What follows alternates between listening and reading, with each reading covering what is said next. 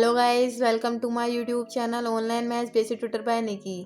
तो guys, previous lecture में हमने सेक्शन बी कर लिया था। आज हम सेक्शन सी स्टार्ट करने जा रहे हैं। तो आइए गाइस देखते हैं। अगर आपको वीडियो अच्छी लगे तो प्लीज़ वीडियो को लाइक करना, चैनल को सब्सक्राइब करना। तो गाइस, पहला जो क्वेश्चन है आपके पास वो है T such that V4 R2 V3 R is linear transformations defined by n t a b c d equals to a minus b plus c plus d, comma a plus 2c minus d, a plus b plus 3c minus 3d for every a comma b comma c comma d belongs to R. Then verify that dimensions V4 R equals to rank t plus nullity t. तो guys, इस question में आपको एक set दे रखा है, ठीक है, जो कहाँ से जा रहा है, V4 R से जा रहा है V3 R तक। ठीक है, V4 R से कहाँ जा रहा है आपका, V3 R तक जा रहा है लीनियर ट्रांसफॉर्मेशन।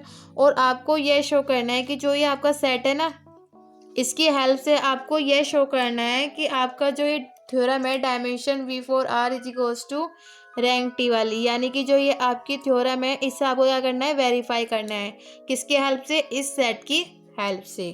ठीक है गाइस, तो देखो सबसे पहले आपको जो गिवन दे रखा है आप वो लिखेंगे। जैसे कि आपको यहाँ पे गिवन दे रखा है, क्या गिवन दे रखा है, सबसे पहले तो ये गिवन दे रखा है, इसे लिख लेते हैं given T such that V4 R to V3 R। ठीक है, आपको पहले तो यही कंडीशन गिवन दे रखी है कि आपका सेट कहाँ से जा रहा है, V4 R से V3 R पर जा रहा है। दूसरी कंडीशन क्या है आपकी, कि जो आपका TABCD है वो क्या दे रखा है आपको, ये दे रखा है A minus B plus C plus D comma A plus 2C minus डी। ठीक है, और दे रखा है A plus B plus 3C minus 3D। ठीक है, ये आपको एक ट्रांसफॉर्मेशन सेट गिवन दे रखा है। एक तो आपको कंडीशन ये दे रखी है, ये दे रखी है। इसकी हेल्प से आपको ये डायमेंशन वाले थ्योरम को वेरीफाई करना है। ठीक है, तो आप सबसे पहले क्या करेंगे, आपने ये कंसिडर कर लिया कि लेट अस कंसिडर्ड। सबसे पहले हम यहाँ पे लिख लेते हैं हमने कंसिडर क्या किया है। देखो हमने कंसिडर किया है, सबसे पहले आप क्या करेंगे, यहाँ पे जो ABCD है इसकी जगह आप क्या करें, A की पहले वैल्यू 1 रख ले और बाकी सब एलिमेंट को 0 रखे। तो जो आपकी वैल्यू होगी इस साइड में रखे, यानी A की जगह 1 रखेंगे, बाकी सब की जगह 0 रखेंगे, तो यहाँ पे तो वैल्यू बन जाएगी आपकी 1।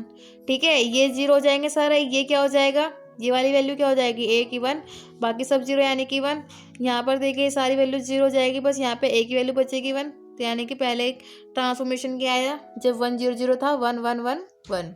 ठीक है, अब इसके बाद अगर आप ट्रांसफॉर्मेशन देख रहे हैं जब B की वैल्यू 1 है बाकी सब 0 है, तो जब B की वैल्यू 1 है तो आपकी यहाँ पे ट्रांसफॉर्मेशन देखो, यहाँ पे 0 सब 0, सिर्फ B की वैल्यू रखी जाएगी। तो B की वैल्यू क्या आएगी, माइनस के 1। जब इसमें B की वैल्यू रखोगे तो B है ही नहीं तो 0, और इसमें B की वैल्यू क्या आएगी 1। तो पहला दूसरा ट्रांसफॉर्मेशन निकल गया।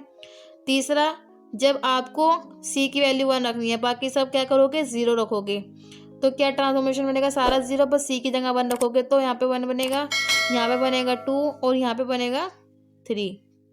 ठीक है, इसके बाद अब ट्रांसफॉर्मेशन आपको निकालना है जब D की वैल्यू 1 हो, बाकी सबको आपको 0 रखना है, बट D की वैल्यू क्या करोगे आप 1 रखोगे। तो जब D की वैल्यू 1 रखोगे तो देखो यहाँ पे तो D की वैल्यू क्या है 1, बाकी सब 0, तो 1। इधर क्या है, इधर माइनस के 1 और इधर कितनी है, माइनस के 3। ठीक है गाइस, तो ये ट्रांसफॉर्मेशन की वैल्यू हमने निकाल दी। अब इसके बाद आपको क्या करना है, इसके बाद आपको इस ट्रांसफॉर्मेशन को देखो, जो ये ABCD है ना, इसे हम किस तरीके से इसे लिख सकते हैं, इसे हम ऐसे भी तो लिख सकते हैं, A बाहर ले लो 1 0 0 0, यानी जो हम यहाँ पे यूज़ कर रहे थे ना ये कि A की वैल्यू 1 रखनी है, उसे हम यहाँ पे लिख ले और A बाहर ले ले। जो B की वैल्यू क्या ली थी हमने, B की वैल्यू ली थी ये वाली, B की वैल्यू 1 बाकी सब 0, तो क्या लिखते थे 0 1 0 0।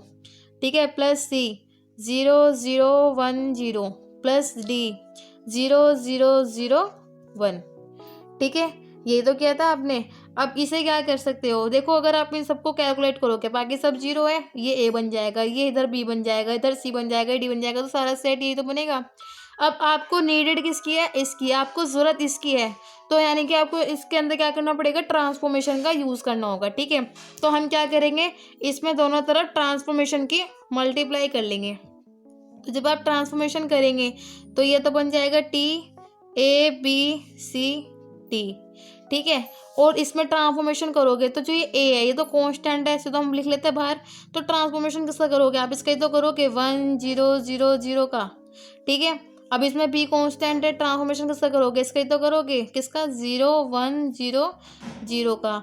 इसमें सी कांस्टेंट है, ट्रांसफॉर्मेशन किसका करोगे 0 0 1 0 का। इसमें डी कांस्टेंट है, डी बाहर ले लोगे, ट्रांसफॉर्मेशन किसका करोगे 0 0 0 1 का। तो देखो गाइस आपको क्या करना है, इनकी वैल्यू पुट कर लेनी है, ठीक है। तो यहाँ पे देखो ए तो आप ऐसे लिखेंगे, जो ये आपकी वैल्यू हुआ है यहाँ पे कितनी दे रखी है 1 1 1, तो यहाँ पे रख लेते हैं हम 1 1 1, ठीक है। बी अब टी 0 1 0 0 यानी कि इसकी वैल्यू क्या दे रखी है -1 0 1, प्लस सी टी की वैल्यू क्या दे रखी है जो 0 0 1 आपका, इसकी वैल्यू क्या है आपकी 1 2 3, प्लस डी डी की वैल्यू क्या दे रखी है आपकी यहाँ पे 1 -1 करने के बाद आपको यहाँ पे लिखना है बट, लेकिन जो आपका ये आर टी सेट है जो आपका, वो आपका इसमें बिलोंग कर रहा है, तो यहाँ पे लिख लेते हैं but R T is equals to transformation of A B C D such that A comma B comma C comma D belongs to V for R, ठीक है। यानी कि आपको यह गिवन दे रखा है जो आपका आर टी सेट है वो वी फॉर आर से बिलोंग कर रहा है, यानी कि इस फॉर्म में आपको दे रखा है ये, ठीक है। तो आपका जो अबोव रिलेशंस होगा वो क्या होगा, देखो यहाँ पे लिख लेते हैं देयरफॉर फ्रॉम अबोव रिलेशंस, यानी कि हमारा ऊपर से क्या रिलेशन बन के आया, जब हमें फाइंड करना था आर टी को, जो जनरेट हुआ किस फॉर्म में जनरेट हुआ वो आपका जनरेट हुआ इस फॉर्म में, यानी जो आपकी वैल्यू आई ना ये सब आर टी की वैल्यू है। कौन कौन सी 1 1 1 -1 0 1 1 2 3 और 1 -1 -3, ये सारी वैल्यू आपकी इससे तो रख के आई, जब आपने ट्रांसफॉर्मेशन किया तो ये सारी वैल्यू किसकी है आर टी की वैल्यू है, ठीक है। अब जो ये सारी आर टी की वैल्यू इसमें एक जीरो आ गया, तो इस जीरो की वजह से ये सेट कैसा हो गया आपका लीनियरली डिपेंडेंट हो गया, ठीक है। इस सेट की वजह से कैसा हो गया ये लीनियरली डिपेंडेंट हो गया, तो यहाँ पर लिख लेते हैं हम विच इज लीनियरली डिपेंडेंट, ठीक है। 1 1 1, तो जो ये आपकी 1 1 वैल्यू है, अगर मैं इन तीनों का समेशन करूँ, देखो यहाँ पे लिख लेते हैं हम, क्या लिखना है आपको यहाँ पे कि -1 0 1 प्लस 1 2 3 प्लस 1 -1 अब देखो जब आप -1 1 और 1 को प्लस करोगे तो 1 + 1 2 -1 1 आ गया, -1 + 2 गए 1 आया, यानी हमें 1 आ गया। 1 + 3 4 4 में से 3 गए 1, यानी कि इन तीनों का समेशन इसके इक्वल आ गया। तो यहाँ से आपको क्या पता चला, आपने इसे इस तरीके से कंसिडर किया कि ताकि आपकी जो रैंक है, यानी कि जो आपकी रैंक टी है वो किसके इक्वल आ जाए, डायमेंशंस ऑफ आर टी के। आर टी की डायमेंशंस क्या है, ये सब आर टी के तो सेट जनरेट हो रहे हैं 4 की 4, तो यहाँ पे अब आपका आर टी जो सेट है वो उसके आपको 3 की फॉर्म में लिखा है, यानी कि आपने यहाँ से क्या किया है इसे इस 3 की फॉर्म में तो लिखा है, यानी कि आपकी एक फॉर्म 3 के बराबर हो रही है, तो आपने इसे 3 की फॉर्म में लिखा। अब जब आपने इसे 3 की फॉर्म में लिखा तो यहाँ से आपको क्या पता चला कि डायमेंशंस क्या है इसकी 3 है, ठीक है। क्या है इसकी डायमेंशंस 3 है, यहाँ तक क्लियर है। तो हमने डायमेंशंस निकाल दी, अब हम इसकी नलिटी निकालेंगे। तो देखो गाइस अब हम नलिटी निकालेंगे, तो नाउ अब हम निकालते हैं एंटी, ठीक है। इसके बाद फिर आपको पुट करके वेरीफाई हो जाएगा। तो एंटी निकालने के लिए आपके पास क्या गिवन था कि आपका जो ए बी सी डी है उसमें आपने ट्रांसफॉर्मेशन लगाया था। कौन सा ट्रांसफॉर्मेशन लगाया था, ए बी सी डी का जो आपको गिवन दे रखा था। तो आपका A B C D such that इस तरीके से है कि आपका क्या बन जाए नलिटी बन जाए, यानी कि 0 0 0 बन जाए। नलिटी मतलब होता है जिसमें सारी वैल्यू क्या हो 0 हो। तो आपका ये सेट कंसिडर करना है, आपने जो सेट दे रखा था ना बस वहाँ पे आपको इक्वल टू में वैल्यू क्या रखनी है 0 0 0 रखनी है। जो आपको आर टी दे रखा था ना बस में आपने क्या किया 0 0 कंसिडर कर लिया। तो जो आपका था सेट वो क्या था, अभी मैंने आपको जब गिवन दिया था तो सेट क्या दे रखा था आपका कि ए बी सी डी किसके इक्वल था आपका, सच दैट क्या वैल्यू थी इसकी जो आपको आर टी में दी थी, वो थी a - b + c + d, a + 2c - d, A plus B plus 3c minus 3d। ठीक है, आपको जब ये सेट दे रखा था, आर टी का ये सेट दे रखा था, अब भाई ये नल स्पेस है तो यानी कि इसकी हर एक वैल्यू 0 होगी, तो आपको इन सबको वैल्यू को किसके इक्वल रखना है, 0 के इक्वल रख लेना है। तो ये हमारा सेट कंसिडर होगा किसका, एन टी का, यानी कि नल स्पेस का सेट यहाँ पे हमने कंसिडर कर लिया है।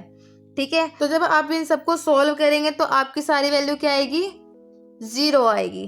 ठीक है, और जब 0 आएगी तो 0 एक ऐसा एलिमेंट है जो V4R से कंसिडर हो रहा है, तो यहाँ पे लिख लेते हैं कि यहाँ पे जो 0 है, 0 0 0, वो आपका एक ओनली एलिमेंट है